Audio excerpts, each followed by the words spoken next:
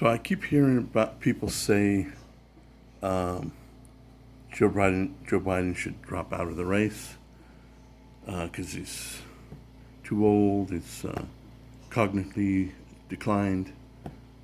No, that's why we need him in the race. We need him gone. We need to fix this fucking country, and the only way to do it is get the Democrats out of the White House. And what a lot of people don't understand is that the mind of the wacky, brainwashed Democrat voter is not a normal mind. Okay? So they have the mentality like this last time in 2020. They had the mentality and even said it straight out, anybody but Trump. So I even asked them, what about a half-retarded monkey? And they said, I'll vote for that monkey. That's how desperate they don't want Trump. Not just Trump, but even Republicans, any Republican. So the thing is, if right now they're rebelling against Biden because he's so horrible, even the Dems have to admit that just this guy's, things are terrible right now. And they keep saying, oh, everything's great. And people are going, no, they're not. And people aren't buying it because it's not true. So, so the problem is, if Joe Biden stepped down, then it's over. Democrats win. Democrats win. Because 100% of Democrats the ones who are running from Biden, every single one of them will run back and vote for whoever replaces. Doesn't matter who it is. It can be that half-retarded, blind, deaf monkey, and they will vote for that half-retarded, blind, deaf monkey, as long as it's not Joe Biden or Trump. And people they're not getting that. We need him to stay in. If he stays in, and you see him continue to decline, and the country decline, then we'll have enough Democrats that will jump ship, at least for one election, and independents, and vote Republican. If not, if he steps down, whoever it is, Newsom, anybody but Kamala Harris. This Kamala Harris is even worse than Trump. Than Biden. So literally anybody. If it's Newsom, whoever, Whitmer, Michelle Obama, it doesn't matter. They win.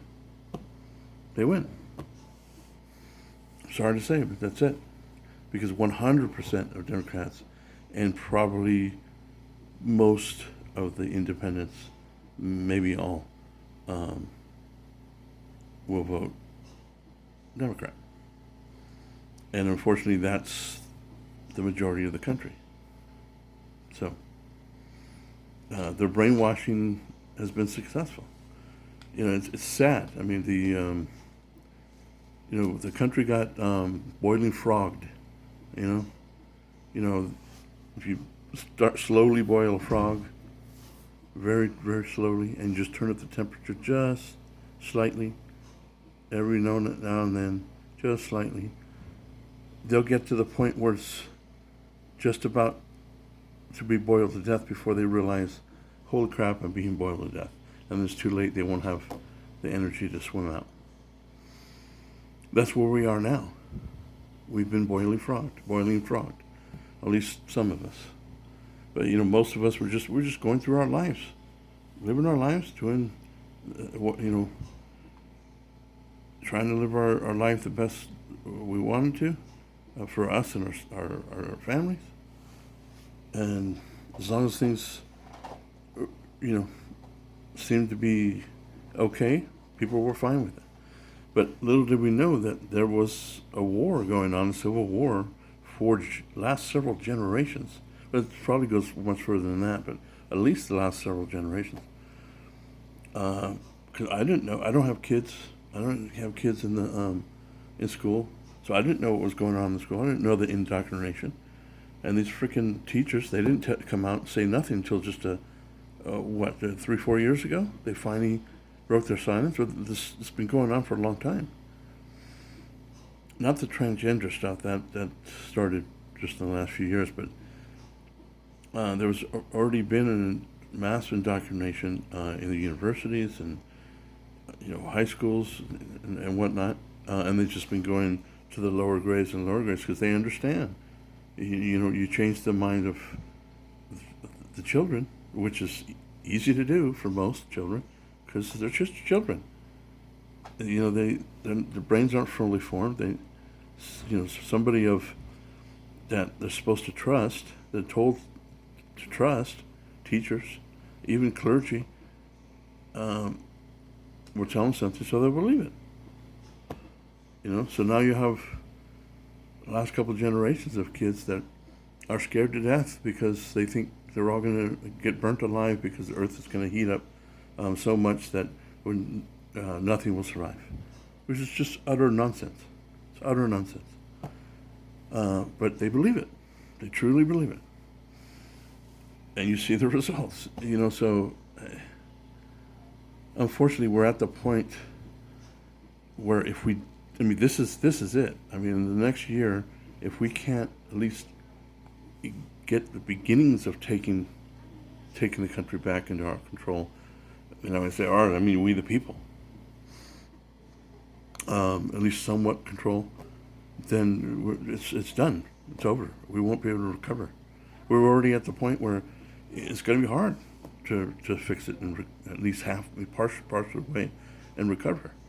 But if we can't get the Democrats out of the White House, and if we can't retake the Senate, and the worst case scenario, of course, would be lose the House, lose the Senate and presidency, then the country's over. It's done. It won't be but a year, and it'll be total collapse. 1 to 2 years max, total collapse, done. And then we already have so many countries now, more and more are moving to try and get the U.S. dollar to not be the world currency. And people don't understand what that means. If that ends, that's one of the things that's been holding this House of Cards economy together. That and our oil. Now, Biden has cut the oil to nothing. So we're so far in debt, and what keeps us afloat is that we're able to borrow money. We're able to sell the bonds, U.S. bonds, and that keeps us afloat. Well, pretty soon that's all going to stop. Nobody's going to want American bonds because they're going to be worthless. So if that stops, and then we stop becoming the world's currency, then all those trillions of dollars that are out there in the world, people won't want them or need them anymore, and so they'll trade them back in for their dollars or whatever the next world currency. We don't need a world currency anyway, but so they'll trade them out, and those trillions would just flood back into America, and it'd be too much money flooding back into America, and there'll be hyperinflation. We won't be able to stop it. And I mean hyper. I don't mean 15, 20%. I mean 400%, 500%, 1,000% inflation. I'm talking about $30 a gallon of gas inflation. $18 for a carton of eggs inflation. The cheap eggs too. That's total collapse of the country right there. So now that's not, that is fixable, but in time, because there are examples in Germany before, and then in Zimbabwe and whatever. Zimbabwe, they had, at one point, the hyperinflation was so bad, they needed 1 million of their dollars to buy a loaf of bread. 1 million. So it can get bad, but in time, but it usually takes a long time, at least a decade, just to kind of, and a lot of hardship for that decade, just to kind of make it so it's okay again. You generally need another generation minimum to be back to being good. And in the meantime, how much suffering and death, and and then of course we're done on the world stage. Maybe not forever, but for a good amount of time. And then what? China takes over, or you have all these tyrant countries. They'll seize the opportunity because the U.S. is the only country that has well,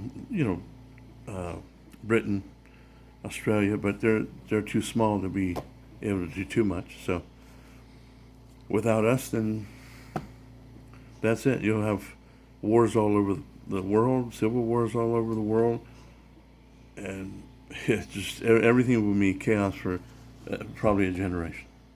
So anyhow, we need Joe Biden to stay in the race, to at least get him out, put Trump in. That'll at least give us a reprieve and give us a chance to try and maybe fix a few things.